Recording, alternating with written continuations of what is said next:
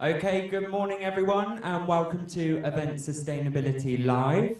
This is brought to you by Event Industry News, sponsored by Evolution Dome. My name is Zach Goodman, I'm from DRP Group and I'm going to be your host over the next 2 days with a ton of amazing speakers. Before we get to our first session, I just want to run through a couple of things. So, headsets, we have the wireless headsets available to use. I highly recommend you use them because you'll have optimal audio for this session. If you have any issues with yours, Liz and the crew are at the back of the room who can help you. Closed captions, we have closed captions across all of our stages at Event Sustainability Live, which is fantastic. You can see them just here on the screen. If you want to listen to this in a different language perhaps, or anything like that, download the Interprify app and you'll be able to do so. Finally, we've got the QR code here on Slido for any questions that you have. Tim, who I'm about to introduce, is happy for you to ask questions throughout the session, so feel free, I can come over to you with a microphone as well. Other than that, I will hand over to Tim Adelmann from MEETYOO. He's the CTO, and thank goodness it's early, as our first session today is backed by a whole load of data. He's going to talk to us through the transformative potential of virtual events is decarbonising the entire event landscape. So I'm looking forward to this. Over to you, Tim. Is my mic on? But it's not here, right? It's only on the headphones? Okay, so if you can't hear me and you think, oh, what is this guy actually doing lip sync battle over there? Please put in your headphones and I can hear myself quite good. How are you all doing this early in the morning? Yes? Everybody's looking fine? So, I'm talking about decarbonizing events. That's something our company, MEETYOO, has set as their vision, that we want to decarbonize events.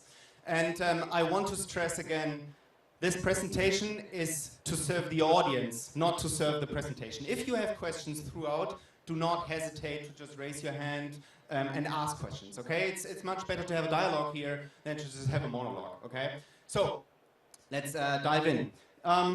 First of all, so who are we? We are MEETYOO. We are from Berlin. Originally, we have 20 years of experience in various kinds of different event technology. We started with telephone conferencing, which we still do. We have webcasting, but we also have a whole suite of virtual event platform, which can basically do anything. We have a lot of trusted enterprises as customers who trust us with their daily webcasting operations. And we have, of course, a strategic presence over the world. So we have an instance in the US. We are also German, Central European based, and we really want to inspire the digital transformation of events. Okay. Also, we try to be sustainable. That's, I think, the core reason why we're here. So, why does sustainability in events matter? So why am I here? Why is the half of this hall dedicated to sustainability in events? Because if you look up the numbers, events account for 10% of global greenhouse carbon emissions. That's quite a lot. I think it's also unintuitive, because if we think about carbon emissions, we think, oh, airplanes, gasoline, cars, maybe food, landfills, waste, but events account for all of these because it's basically a mix of all these emissions, and it sums up to 10%, most of which is obviously travel. So to just look over some numbers, a typical conference attendee, so I would say each one of you, for one day, produces 1.86 kilograms of waste per day, okay? Of this 1.86 kilograms, it's 1.16 kilograms landfill. Perhaps stuff that cannot be recycled, just things that go on a landfill somewhere here in London, okay? And if we sum up the emissions, so the CO2 per attendee, it's 176.67 kilograms. And I know these numbers are really unintuitive, I would say, and I also have an example later on which I found quite interesting, because I think every one of us knows what a kilogram is, or a meter, a kilometer, a yard, maybe for the British folks here, or mile. But it's really, I think, generally, us as a society, we are missing a tacit measure where everybody knows what is actually a kilogram of CO2. If I tell you, yeah, today I emitted 176 kilograms of CO2, I don't think a lot of people know what this actually means. Is it a lot? Is it a little? Is it more than, I don't know, taking a flight from Munich to London? So I think this is the core problem, okay? But if we extrapolate this to a 1,003-day event, which I think is reasonable. If you have an enterprise, you perhaps have a leadership meeting or a middle management meeting, then you will perhaps invite 1,000 people over to your headquarters and do a 3-day event. I think that's a good estimate. So you will create 5.6 tons of CO2. So that's basically 4 cars. And you will emit 530 metric tons of CO2 emissions. So that's 1,200 barrels of oil. Okay, so that's a lot. So the point is, event industry has a lot of emissions, and it's not one single thing. It's a lot of things. However, at the core is the travel. I myself traveled from Munich here. Unfortunately, because I traveled to London City, I needed to have a layover in Frankfurt, which felt kind of stupid, to be honest. I mean, I don't know if you know how far Munich and Frankfurt is apart. It's basically 3 hours by train. So once you're up in the air, they're really rushing through the plane to give everyone the water, because they know, okay, in 5 minutes they are descending again. So it's, yeah. I don't know where you are from. How many of you came from Great Britain, Ireland, and didn't travel by plane? 1, 2, 3, let's say 5, 7, 8, 9. So the others, Central Europe, Germany, Austria, Switzerland, raise your hands. He is also from Munich. Where are you from? Spain, Portugal, Asia, US? No? You just teleported here? Okay. So teleportation perhaps does not emit any CO2, I don't know. So as I said, travel is the main reason for CO2 emissions, and I think we all know that, and we can think about how can we reduce travel emissions. But there are also other things like the waste, right? So there are a lot of things, especially if you go to the catering things, you will get cups with coffee, you will perhaps get plastic cutlery. So it's the CO2 emissions are hidden in everyday objects these days, and there's obviously a lot of startups trying to change that, but still in the event industry, because of the core factors, you cannot plan. You cannot plan if there will be 1,000, 1,001 or 2,000 or 5,000 attendees. So you need to procure stuff in advance, so you already invest the CO2, but then perhaps less attendees come, and what are you doing with the food? That's too much, right? So food is a big contributor to overall global emissions, and this is not different in events, right? So we all will be hungry probably in 1 hour, and then we all need to take in some calories, some carbs, and thus emit some CO2. But also the venue. So I didn't check for the Excel London venue, but also the venue has a carbon impact, right? So the building here, it accounts for 4% of the event. And then at the end, there's also the giveaways. I haven't seen too much giveaways on this fair, but I think there are definitely other fairs where you will just be thrown at with pens, yeah, with bags, with paper handouts. So they will just like goodie bag, right? The goodie bag is basically a bound CO2 thing, right? So you take home CO2 emissions in a goodie bag, basically. And I think we can all reduce that, right? You don't need the 5,000 first pen in your drawer, which you will throw out in 2 years after you tested it on a piece of paper and you say, okay, it's not working anymore, I throw it away. And there's even possibilities to make these giveaways eco-friendly. So don't use a lot of paper. If you use paper, make it paper that's recyclable. But the easiest way to erase a lot of these emissions is, I think, also very easy, because you can just go virtual, right? You can just say, okay, no catering, no handouts in paper, no travel, that's really important, no waste, we just go virtual. Of course you can say, yeah, but laptops are also, you bring your laptops anyway here. You bring your phones anyway here, okay? So if you go virtual, I strongly believe you can erase a lot of the emissions, okay? And if you say, yeah, but I really need to meet people live, and that's, I think, the reverse Corona effect, right? So we are all claiming, yeah, we are sustainable, but we still fly to London to meet. I mean, we should reflect on that. And also, you can still go sort of hybrid. You can say, okay, there's a core group of people I really need on site, but there's a larger audience I can bring in virtually. So you can also mix that, yeah. And you can also offer attendees the option to say, do you really want to fly over from, I don't know, China, Australia to London, or do you just want to participate digitally, right?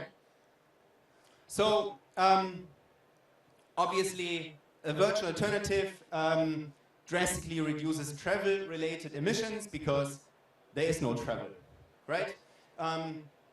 It also minimizes the need for physical material and resources. Perhaps there's a little need, but I think it's pretty much done.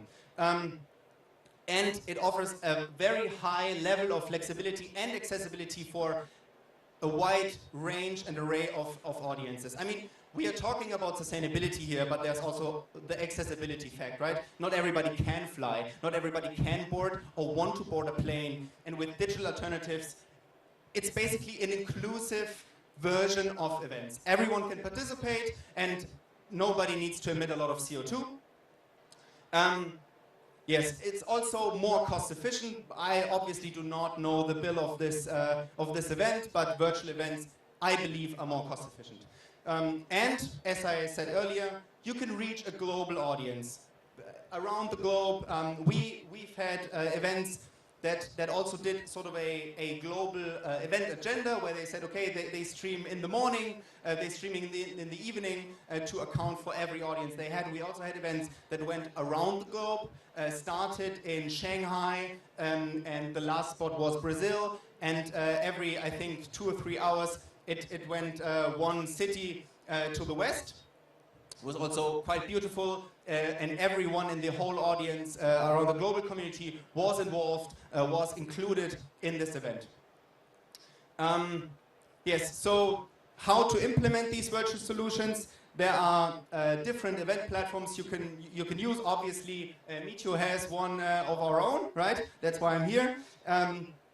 It's also very important that you choose for interactivity tools, because that's, I think, the biggest thing to miss if you go from physical to virtual. Obviously, you cannot easily drink a beer online. There's not the easy after event party online. What we are also recommending our customers is, we know that human connection is essential, right? The social aspect of the Maslow pyramid is an essential aspect, and I know during the pandemic, like, a lot of us just got too little of it. And that's okay, we are humans after all. But a good mode could also be that you bring your community in, not every year, but every 2, 3, 4 years, and the other years you do it virtually, because then the networking and the get to know beer is already drank at the first instance. So it's also, you can also mix. And this could also be a hybrid concept, right? Where you do one year live, everyone on site, and then next year you just meet digitally, the year after maybe also digitally, and then you reconvene at a physical event space. And yeah, I mean, there's also the point of measurement and analytics. I think there are a lot of businesses here which offer you measurement and analytics in the physical space, but it's just so much easier in the digital space. And I would say another more economical sustainable effect is that if you do it virtually, everyone can re-experience the event after it's done. So tomorrow, they will probably close this door. And then you perhaps didn't have the chance to watch the keynote, and I think they will upload it, but in a digital space it's all there. You can log in 1 month, 1 year afterwards and still re-experience all the keynotes. You can cherry pick the content you want to see. So that's not an ecological sustainability aspect, but for me it's an economical sustainability aspect. So there's this nice pyramid of things you can do to reduce the impact. The least thing you can do is offset. I obviously offsetted my flight here. So which means you look, okay, I emitted a ton of CO2, I find a project that sort of offsets a ton of CO2. Sometimes it swarms, sometimes someone plants trees, these things. Yeah? The next thing is you can replace. You can start, okay, we won't have coffee at ETL. We won't have catering. This is perhaps not a good idea, but you can start replacing things. So you can urge your exhibitors, you can urge everyone, try eco-friendly giveaways, maybe replace the giveaways with an eco-friendly alternative. And then the next step is reduce. Maybe you don't need the pen at your booth, right? Maybe you don't need the paper leaflet. Maybe you just have an alternative. And then the best thing is avoid. Just don't do it. I honestly think in a broader society, in a broader context about, like, let's say, the environment, the world, us as society, I think there needs to be something on top. Because if every one of us just avoids CO2 emissions, the world will not decrease the CO2 emissions. It will just be a steady level, and the longer we wait, the more urgent it is that we actually leave the world with less CO2 than we entered. Avoiding sometimes a net zero and zero emissions thingies, they sometimes account for, okay, like, I emit a ton, I sort of take care that there's no, like at the end of the year, that there's a ton less. But we should, at the end of a business year, we should say, okay, we decreased the amount of CO2 in the atmosphere by X tons, and not say, okay, we didn't add any CO2. That's just a sustainability aspect. Most of us still think a net zero is the goal, but I think it's a nice milestone.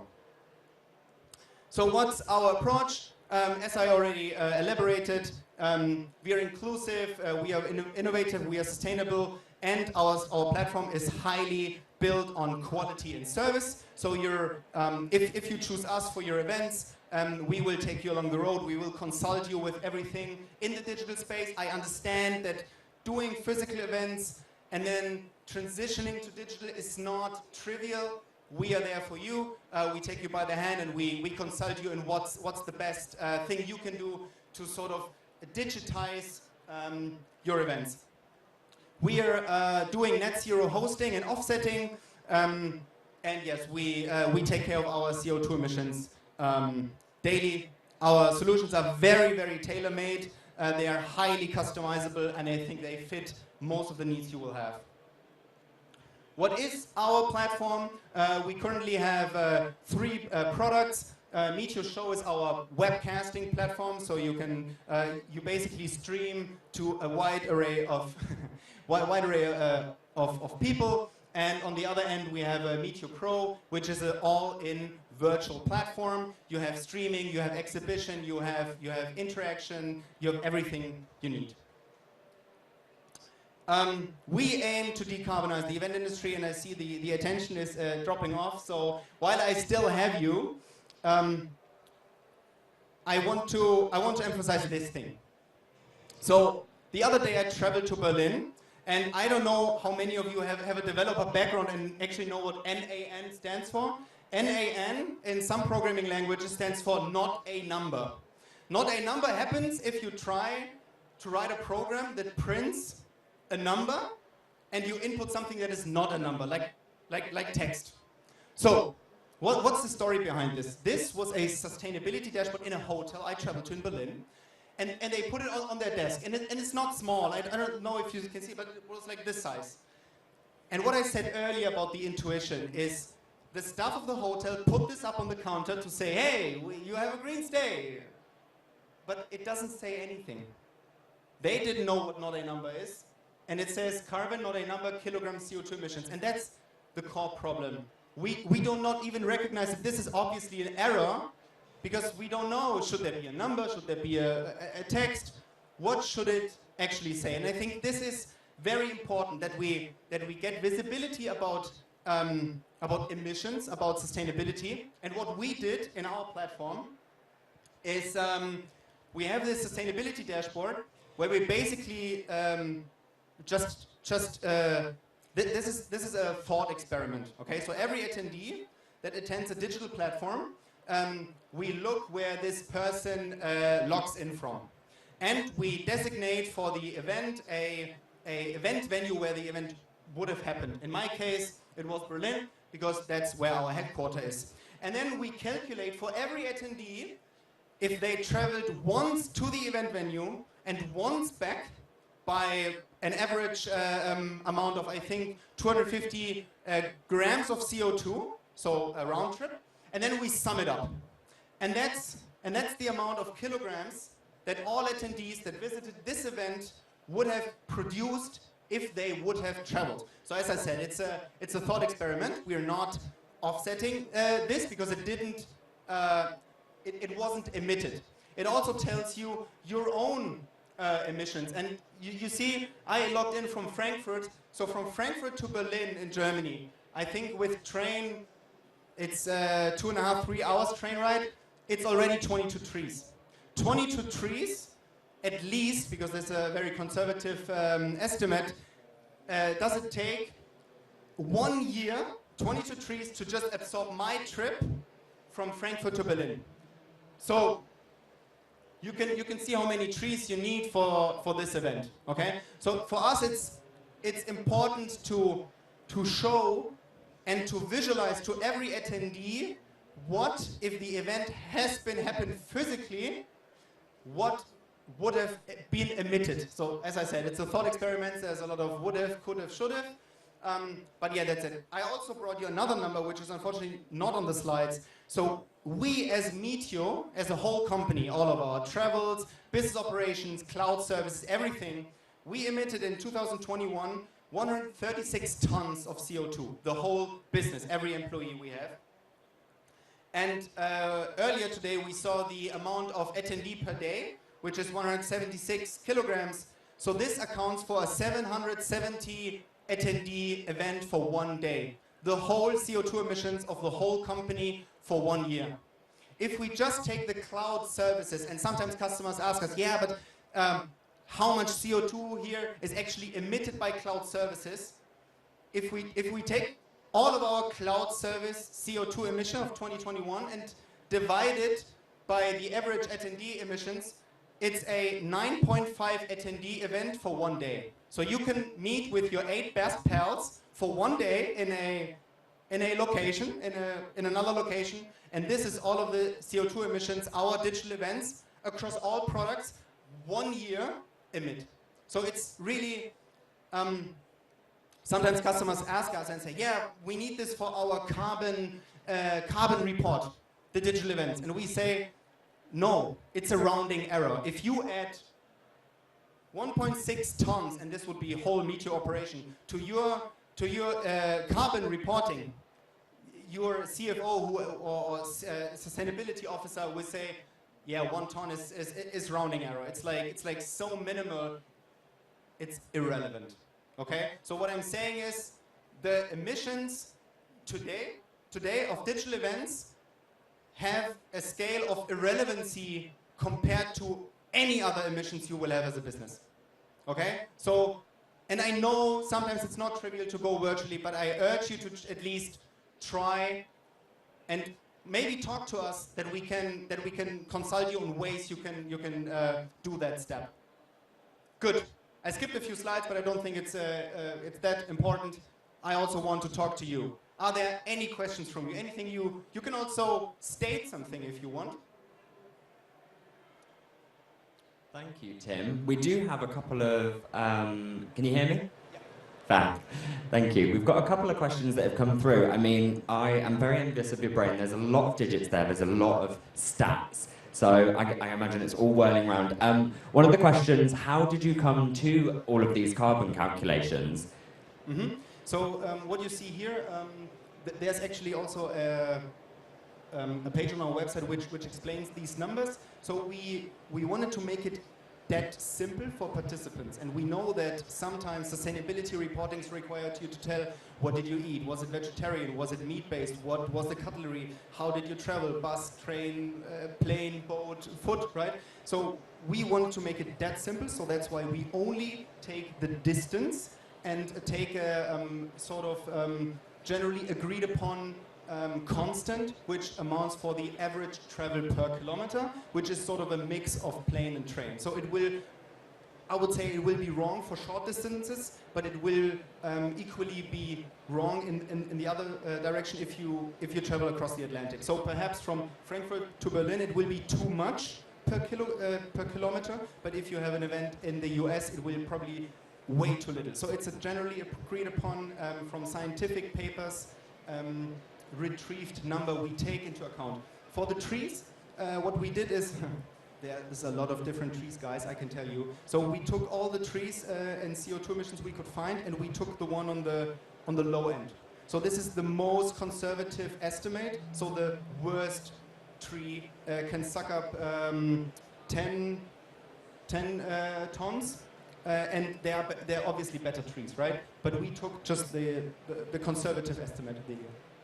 Fantastic. And I think it's just highlighting the importance of understanding our impact with all of this.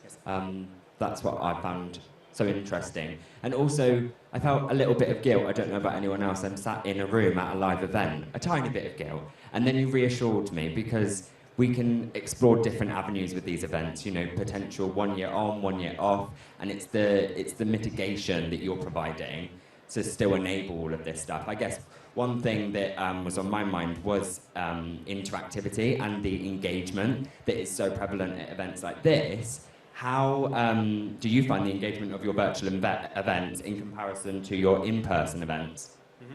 So there's two dimensions, I would say. The one is the engagement, if you like, the one person to one person engagement, which is, I think, better at a physical event because you can handshake, you can hug, you can drink a beer. But if you look at the larger picture and you look at all the attendees at this event, I think in a digital event, it's far easier for you also as an exhibitor to communicate with a wide array of participants. So here it's really hard to find the one person which you want to talk to. In a digital event, you can easily approach them and you have visibility over the whole audience.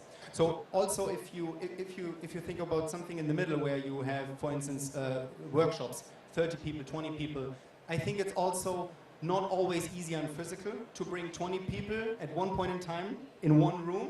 You will always wait for someone who, I went to the toilet, I got a coffee. In digital, you have more options to just force the people to say, yeah, you signed up for this workshop, it happens now, click here and you're in.